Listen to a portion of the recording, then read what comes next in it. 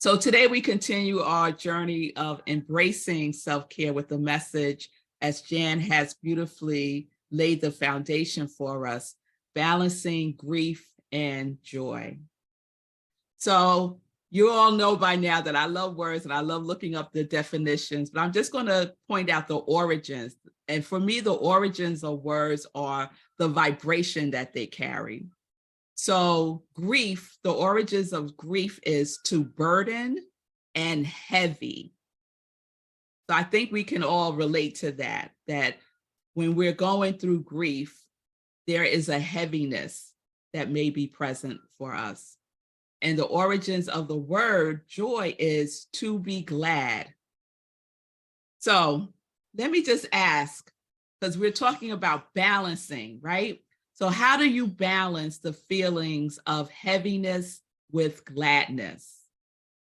Has anyone discovered how to do that? To balance the feeling of heaviness with gladness, or balance the feeling of grief with joy? And if you have some tips, please put them in the comments here on Zoom, or if you're with us on Facebook. So let's just remember that we're looking through grief and joy and the balancing of it through the lens of embracing self-care. And when we talk about self-care from this perspective, we're talking about our practices to comfort and soothe ourselves. So one of the things that I do to soothe myself is I have a good cry. I have a good cry. I just let it all go. And that is very soothing for me. And yesterday I was reading the Science of Mind magazine, and yesterday's daily guide was called Shed Your Tears. And one of the things Reverend Christy Hardwick, she's doing the monthly guides for June, she wrote this: "The few times I really let the tears fall, I found incredible peace afterwards. In a way, my tears cleared the illusion of anything I created in my mind that seemed to not be God, to be love." So shedding tears is a powerful way that we can soothe ourselves. And Jan is sharing, remembering what the person we lost gave us, meant to us, and that never leaves. Rhonda shared, trying to get back up in the comments. Okay. Rhonda shared, I use music, allowing the music, the song, to bring up the memories and connect with what was lost, and sing along until the tears flow. Yeah, music soothes me also, Rhonda. And Janet is sharing, shifting the focus from my feelings to the feelings of the object of my grief. Yes, thank you. Thank you all for sharing that. So yesterday, I attended the graduation at One Spirit Interfaith Seminary. And as many of you know, this was the seminary that I graduated from in 2018, and many of you were there. And yesterday, one of the presenters was speaking about seeing spirit in everything and the beauty of lessons. She said that when things seem to go wrong or are hard, or we mess up, that we enter into a space of sacred spaciousness, a space within ourselves that is spacious. And that made me think about grief. That grief can be a space of sacred spaciousness for us to feel the depth of the loss. Is it possible, I started to think, is it possible for grief to be a doorway to that sacred spaciousness? A spaciousness to just be with what we are feeling, not to try to change it, not to try to make it better, not to lessen it, just to let it be, not to resolve it, not even to get through it, Many people say when we're grieving, oh, you'll get through it, right? But sometimes we don't need to get through it so quickly, and just allow ourselves to be in it, right? To just come home to who we truly are in those moments of grief. Because grief has a way of putting a spotlight on life.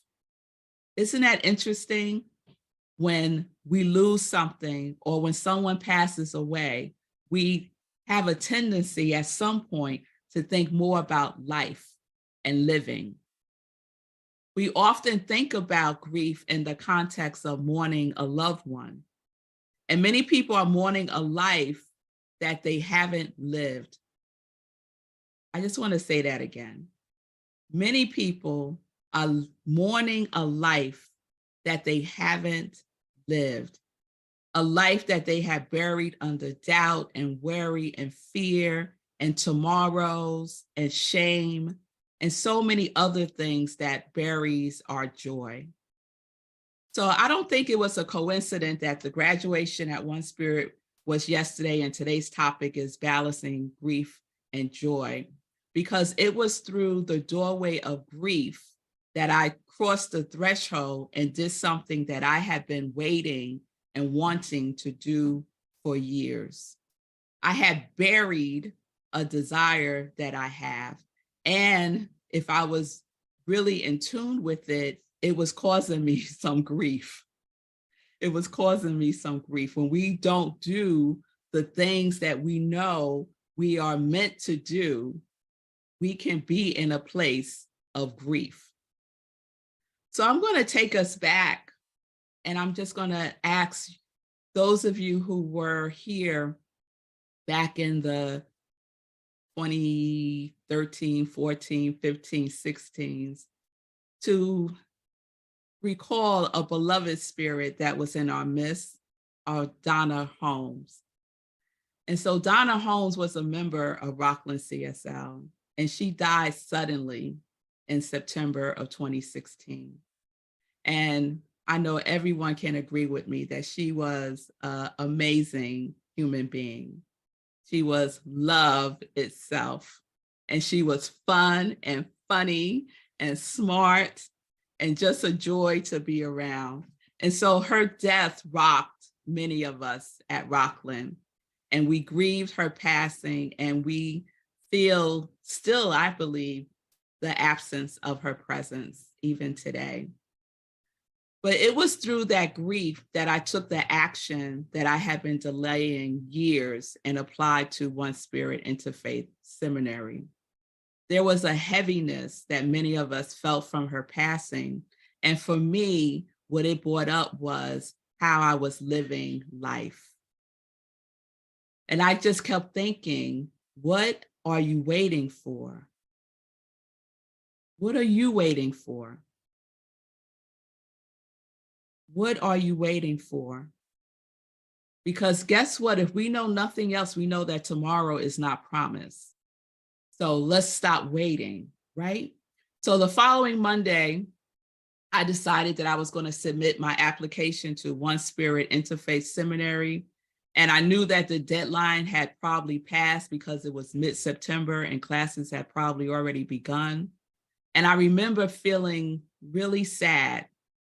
And I was at work, and at the end of the workday, before I left, my mind kept telling me, check your email, check your email. Now, Donna had just passed that Saturday, and we were all still feeling it in a very heavy way. And because my mind kept telling me to check my email, I said, okay, I'm going to check my email before I leave. And the first email was from One Spirit. And the subject line said, it's not too late to enroll. And my heart literally started pumping faster. And I had this feeling of amazement and excitement.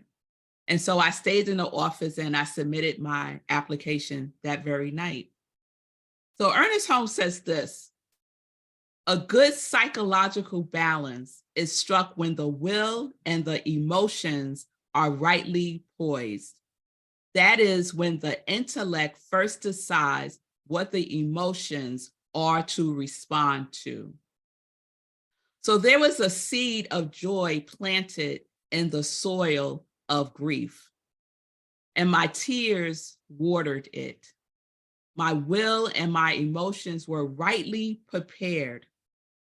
My mind that is the one mind, decided my emotions respond to the decisions of my intellect, right?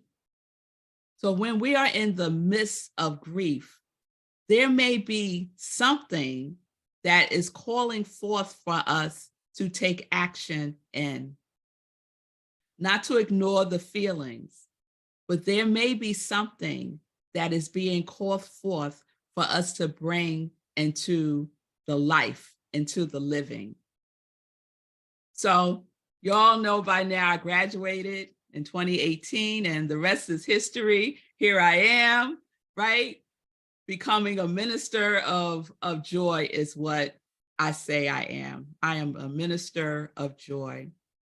And so joy and grief carry their own weight. Sometimes one can feel lighter than the other, and sometimes one can be heavier than the other. Balancing it is not the goal in the sense of trying to make it equal. As a matter of fact, I'm not really a fan of balance. I'm more of a fan of harmony, but that's another sermon. Balancing of grief and joy is not something that we have to do. We don't have to do it. We don't have to balance it out, because there is a law in our teaching, and the law is the law of perfect balance. Ernest Holmes writes this in the Science of Mind text. The law of mind, which is the medium of all action, is a law of perfect balance. The objective law perfectly balances the images within the subjective world. The law is always in perfect balance.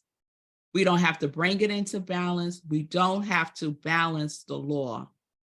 That's not our job, right? But one of the things that the law of perfect balance allows us to do is, and any law, we know there's one law, right? The law allows us to pour our grief or whatever it is that we may need into it. To pour your grief into the law, to pour your grief into the love.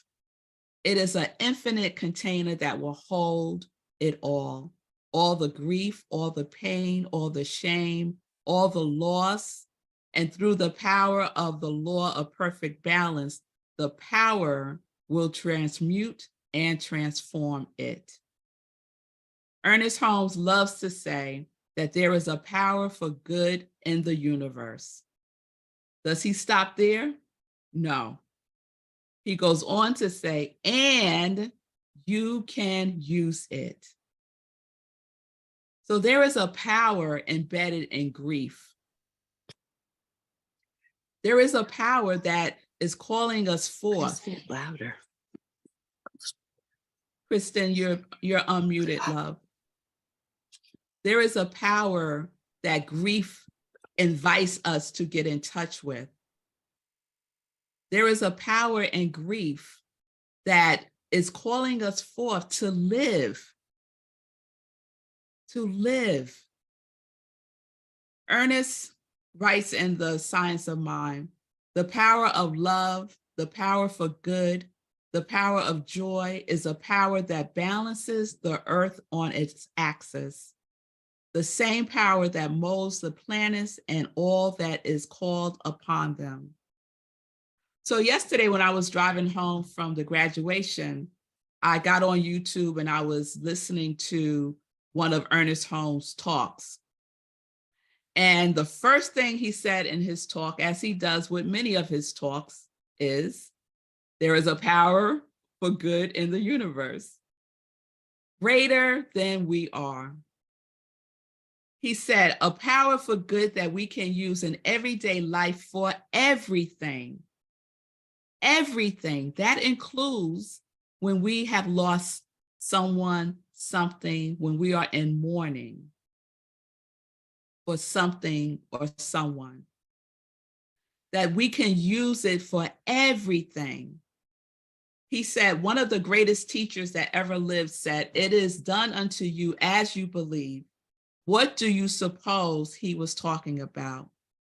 This mastermind was talking about a spiritual power in the universe, something so close to us that it is indeed nearer than our hands and feet, closer to us than our very neck vein. This is not something that we have to go and search after. It is something that is right here, close, nearer than our very breath. How then would we use a power that is so intimate? Certainly, we should use it in an intimate way. And grief is an intimate thing that we get to use. It's an intimate feeling. It is expressed in a unique way by everyone. He says that the power that exists is for us, not against us. It is willing and not reluctant. We could use this power for good greater than we are, the power that responds to us according to our conviction in it. And then he goes on to say, because many think Ernest Holmes was, all about the intellect, all about the mind, right? But he was also about the heart and the feeling. It's really the science of mind and spirit, the mind and heart. So he says we can feel it. We can feel the power of God responding to us. And he called it wonderful. The power is within you. When it feels like your life is out of balance, when it feels like your burdens are so heavy that all you can do is cry, guess what? Cry. And then turn within and find God. You don't have to look far, for there is an indwelling spirit. There is a power greater than we are, and we get to use it in every circumstance, in everything, even in those moments of grief. My grandmother used to sing a song that called this power wonderful, wonderful, Prince of Peace, Counselor, Redeemer, Mighty God. I think Rhonda knows the song, right? It's a very Christian song. It was one of my favorite songs growing up as a child, but it was because it brought my grandmother such joy, right? And when she was feeling down, and my grandmother wasn't one to show her feelings, but if she was feeling sad, she would sing that song, or she would hum the melody.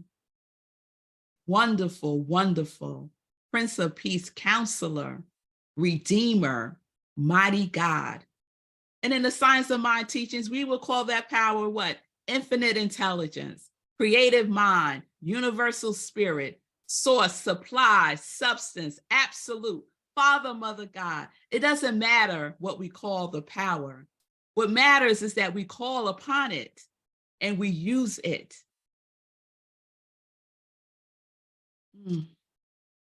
I just felt like this energy of my grandmother.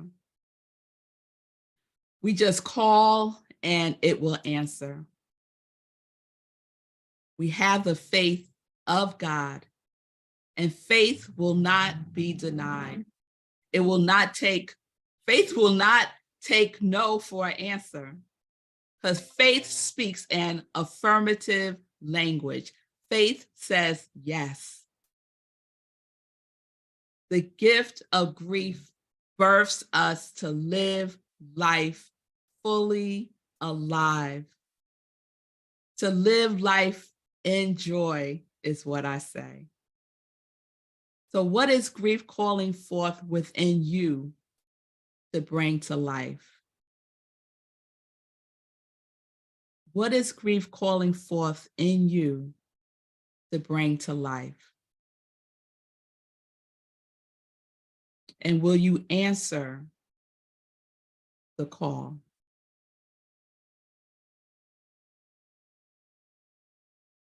And so it is. And so I want to offer as a spiritual mind treatment a song, lyrics to a song by Tina Turner. I'm still grooving on Tina Turner, y'all. And to honor Black Music Month. And the song is called Something Beautiful Remains. I never heard this song before by Tina Turner. Have you heard it before, Rhonda? Yeah, it wasn't one of her popular ones. But let's just go within and listen to the words, but listen to the vibration of the words. And we could take this in as a prayer, a meditation, as a soothing sob, if there's something present for you now. If you are grieving a loss, if you are mourning for something in your life or someone in your life, I hope that these words provide you with some joy. Something beautiful remains. Tears will leave no stain. Time will ease the pain. Every light that fades, something beautiful remains. We're living in a world of stars and dust. Between heaven and all that surrounds us, we're traveling here, spirits passing through. And the love we give is all that will endure. Hey now, what we had is gone, but I still remember you. Just like a rose after the rain, something beautiful remains. Tears will leave no stain. Time will ease the pain. For every light that shades, for every light that fades, something beautiful remains. Now the darkness falls, the sun goes down. One by one, the stars are coming out. Tides come in, washes footprints from the sand. As one day ends, a new day must begin. Hey now, though we are apart, you're here forever in my dreams.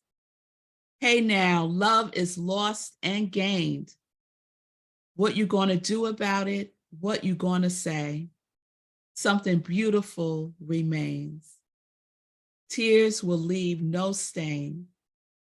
Time will ease the pain. For every light that fades, something beautiful remains. And you wonder sometimes how you carry on when you lost the love you knew. But it's all right. It's all right to know your own heart be true. Tears will leave no stain. Time will ease the pain. For every light that fades, something beautiful remains. Tears will leave no stain. Time will ease the pain. For every light that fades, something beautiful remains.